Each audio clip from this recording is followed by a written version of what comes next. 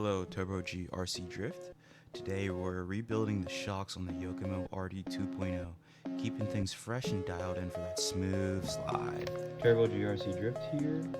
We are building Yokomo Big Four shocks for RD2.0. I'm a little bit into the delivery on this one. Quick heads up. Thank you to First State Hobbies for telling me so after you buy the Big Four shocks, the best thing to do is to run mineral oil.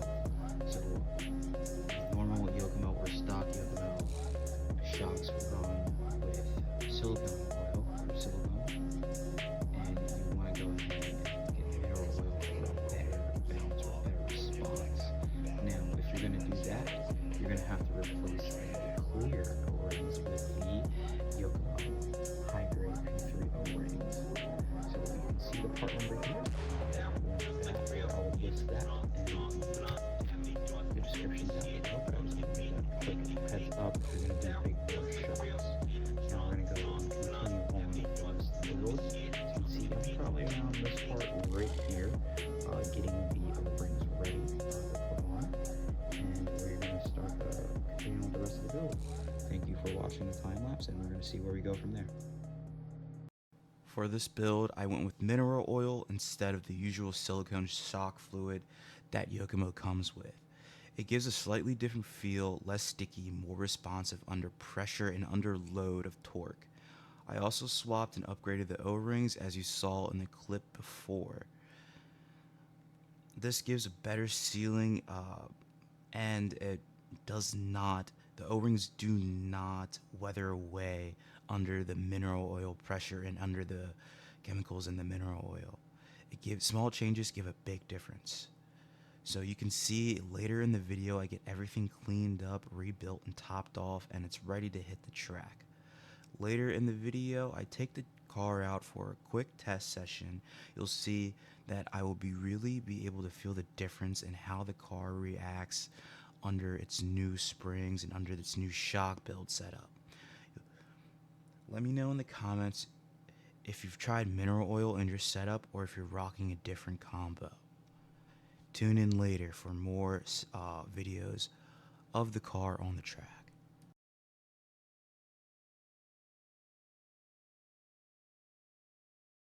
Hello again, another quick interruption by Turbo G. What's up? So I'm about to add the mineral oil to the shocks, but as you can see in the time lapse, I took off one of the shocks of the already stock RD2.0, and I just tested to see if the ball end was moving freely. It kind of was. I just wanted to make sure that I had the right one, just in case if I had to take this one off and just replace it. It seemed like it was working so far for now, so we're gonna go with that. If anything happens, I'm gonna be testing this in the next few days, just to make sure the shocks are good. So I will go ahead and check back in with you just in case if anything went wrong with that part. But fingers crossed, we're gonna make sure that's right, and we're gonna keep going with this the shock build. Thank you.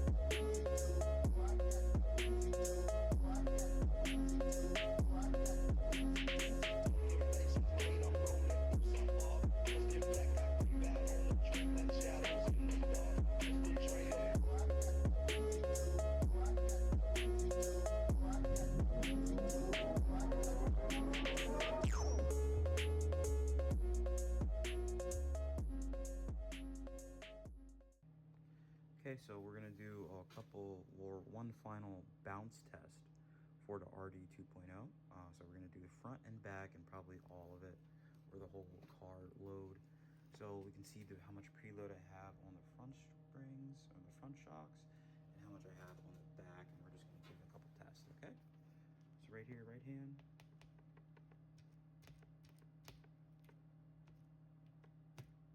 How much bounce it has. Pretty springy. Fast. And that's with the preload all the way down. I'm definitely gonna have the preload set different when on the big bore springs. So let's tune it up a little bit. Here's still the Yokomo stock springs. I mean stock shocks. And still here's the back. Stiff in the back. I have a lot of preload in the back, but that's how I like the car set up. But you can tell, very fast, snappy. So we're gonna see what the difference is between the big bores and the stock springs. So stay tuned for the big bore installation. Here we go. Hey, so full installation of the Yokomo big bore shocks on the RD 2.0 are complete. Let's do one final bounce test. You can tell the big difference. You know, this car has a theme of purple on most of the parts and most of the upgrade parts. And let's just do a quick bounce test. So one thing I can tell, the bounce is so much smoother. The travel of the bounce is very smooth, and you can just feel the car goes through it in a very smooth and I don't know, how would I say it, linear way. So up and down, very smooth. Let's check the back. Back, even with the stiff springs, very good, very nice. So we are going to look forward to the test phase, which is hopefully coming soon, hopefully tomorrow. It is now Thursday, well, technically it's Friday and 12 in the morning. Most likely we'll go down to the track once more later on today, just there Thursday night. Go down, check it out the track, and see how it goes. But as of now, we'll just see what we can do or see how the car handles. So it looks pretty good. Can't wait to drive it. Can't wait to see how it acts and reacts on the track. With the new setup, most likely we'll change the wheels back to white wheels. I'm rocking 7mm offset all around with about 8mm spacers in the front and 5.5 spacers in the back, again with 7mm offset wheels in the back. But you know, I am looking forward to this. It looks great, it feels great so far, from compared to the first bounce on the, look at that, compared to the bounce on the stock bores, or the stock shock, or the stock, yeah, shock absorbers. This feels a lot bouncier. It goes through the travel very smooth. Didn't even have to drill holes in the pistons. The pistons are just the stock hot part pistons, and we're gonna see how that goes. So looking forward to the test tomorrow or later on today.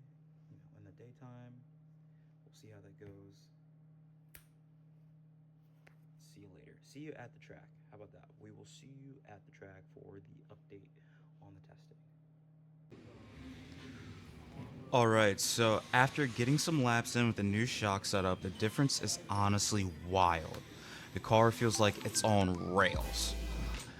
It's locked in through the sweepers, super planet, and way more responsive when I throw initiations or hit fast transfers. It's awesome.